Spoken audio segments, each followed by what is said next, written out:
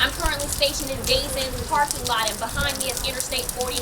Going north and south, I was keeping a close eye on any potential accidents, injuries, or traffic buildup as a result of Hurricane Delta. And I didn't really seem to see any issues. But when I started to make my way closer to Natchitoches, the rain started to pick up, the wind started to pick up, and we are going to continue to follow the impact of Hurricane Delta and its impact on the city of Natchitoches and different parts of the city all throughout this evening's newscast. Well, the conditions, definitely rainy, of course. From the 2 hours ago that we got here, it was extremely intense with the rain. It was extremely intense in the wind. But the rain continues to come down. The wind has since subsided a bit, which is definitely a relief. When it comes to actually contacting some officials, I spoke with Fire Captain Downs, who says, fortunately, they haven't had any major issues when it comes to reports of outages, no major fires or anything of that nature, which is definitely a big difference from the coverage we were giving you from Hurricane Laura. We will continue to give you updates on how Hurricane Delta is impacting the people of Natchitoches, both on air and online at ktbs.com. I'm going to send things back to you at the studio. So I'm actually joined right now with Fire Chief John Wynn of Natchitoches. So can you tell us what's going on so far and what are some of your preparations now? Well, we've been preparing for the past couple of days. Been watching the storm as it's developed. It's really not much different than we prepared for Laura.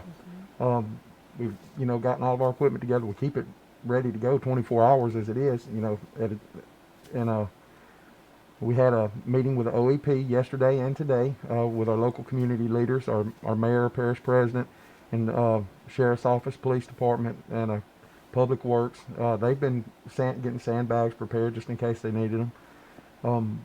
We've just been working just to be ready for it. And it's been pretty quiet thus far, right? It's been quiet here so far. Just the light rain that you've seen as you was coming in today. Very little wind. We've had just a couple little traffic accidents that I can't say whether they were weather related or not, but that's about it for us today. And are there any additional measures you want to remind the people at home to make sure that if they are still weathering this storm, that they can continue to take those extra measures and precautions while they're at home or out and about? Well, as you've seen, the storm is starting to take a little bit of an easterly track, so the rain is, I think we're not supposed to have quite as much rain, but it's a possibility for some local flooding.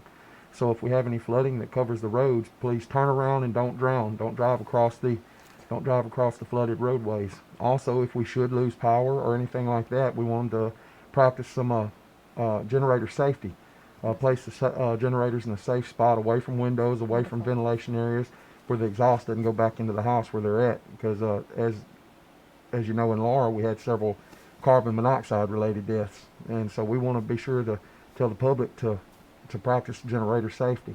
Absolutely. They can go to the state fire marshal's website and see some videos, and go to some of your local fire departments, police videos about generator safety. Perfect. Thank you so much, John Wynn. I'm going to send things back to you with the studio. All right, Alexis, thanks for the update there from Natchitoches. It's pretty rainy and a bit windy. The wind just started to pick up, actually, and I'm on 2nd Street. As you can probably guess, the streets are extremely quiet. Nobody is really out and about, not even so many cars, which makes sense since Delta just made landfall. So, of course, as I just mentioned, the wind is picking up, the rain is picking up. I'm actually going to step out of frame just briefly so you can kind of see just how quiet it really is.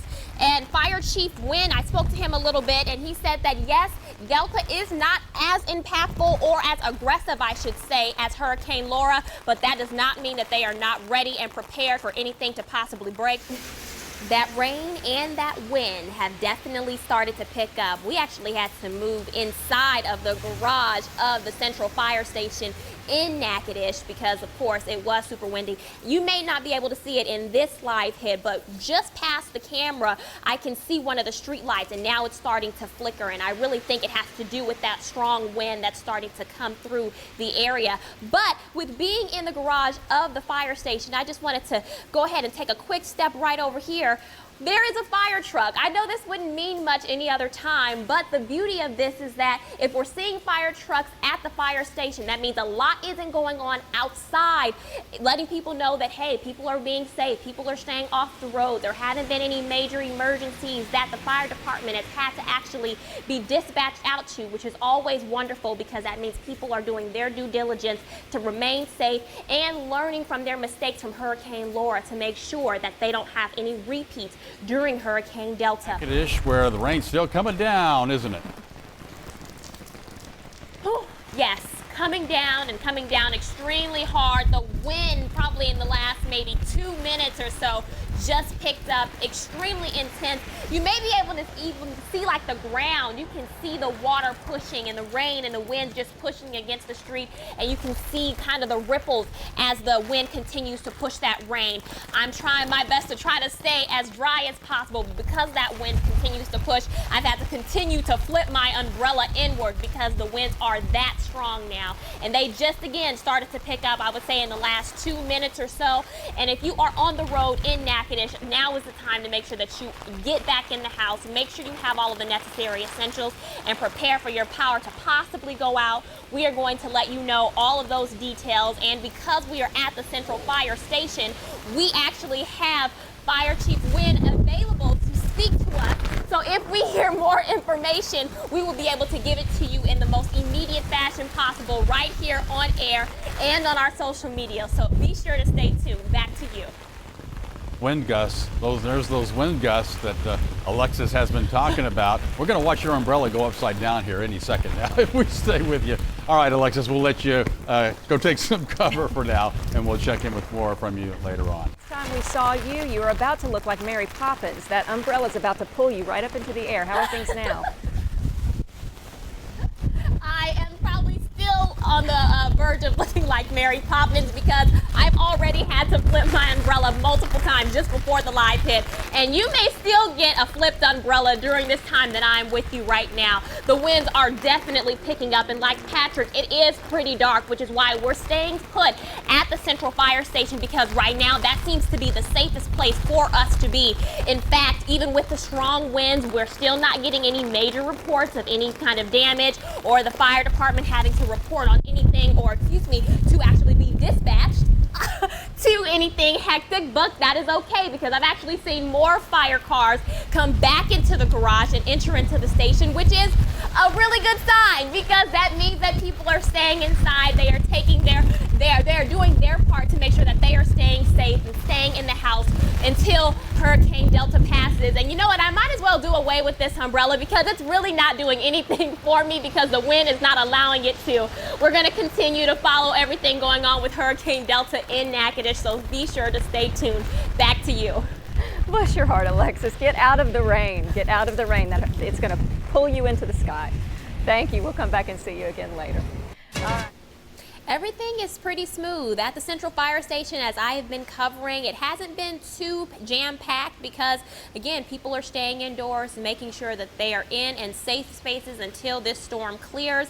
But there has been a little bit of activity here at the Natchitoches Central Fire Station. They actually were just dispatched because they got a call from the Holiday Inn Express saying that there was an elevator entrapment. There is still some speculation as to whether or not that was due to a possible power surge because of Hurricane Delta, but we are still waiting for confirmation on those details. But that's really been the gist here at the Central Fire Station, the most activity they've really seen as of right now. If you're just tuning in for this coverage, as I have consistently been mentioning, they have tons of fire trucks and fire cars stationed here. So that is a good sign, letting me know that there's not a lot of activity, but that does not mean that they are not on standby, waiting and ready for anything that could possibly break.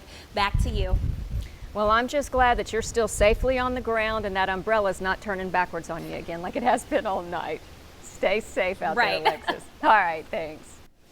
I'm at the fire station, and people at home are probably asking themselves, why is she in a fire truck in the middle of a hurricane? Well, let me tell you why, because this fire truck actually just got back from that elevator entrapment rescue that we told you about a couple of live hits ago. It was actually happened at Holiday Inn Express, and they think it was prompted because of the power surge that happened. Now, I thought that power surge was specific to that area, but just minutes after that, I posted something on Facebook Live showing 2nd Street, where it was a pitch black street, and I figured, oh, maybe the fire station turned off their lights, when the reality of it was a surge also affected the Central Fire Station as well. So it was completely dark out here, which is a testament to everybody at home that if you can stay home, do so. If you're trying to get somewhere but you are in safe areas right now, please stay there, because it is too dark on the roads in order for you to be driving. So it's pretty intense. I actually just let the folks at home who are following us on social media know that it is pitch black on these streets of Natchitoches. So I just posted a video of 2nd Street, and it was so dark. Like, I literally needed to turn on the car light just to actually see some of what was going on the street. So if you are at home, or if you are not at home, make sure you don't get on the roads to get somewhere else, because it is entirely too dangerous. In fact, some of this light that I've been having, I've been so fortunate to realize that all of it was coming from the Central Fire Station. So it's just a testament that everyone needs to stay home, to stay safe, so that we can all weather this storm together. I'm going to send things back to you. All right. Another power outage. So we're no longer at the Central Fire Station. We have since moved closer to I-49.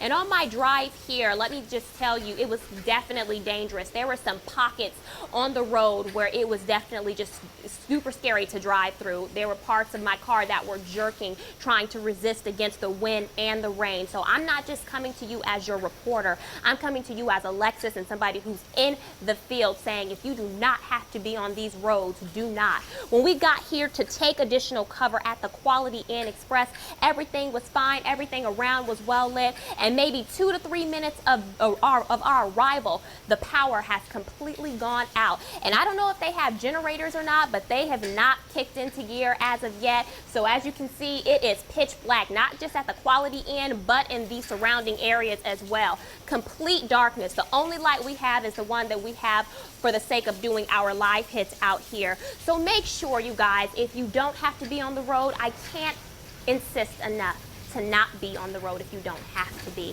I'm actually going to get off the road immediately after this live hit, because there is a sense of anxiety that comes along with now having to drive on these roads that are completely black. So make sure you guys are doing your due diligence to keep yourself and those on the road safe as well. Back to you.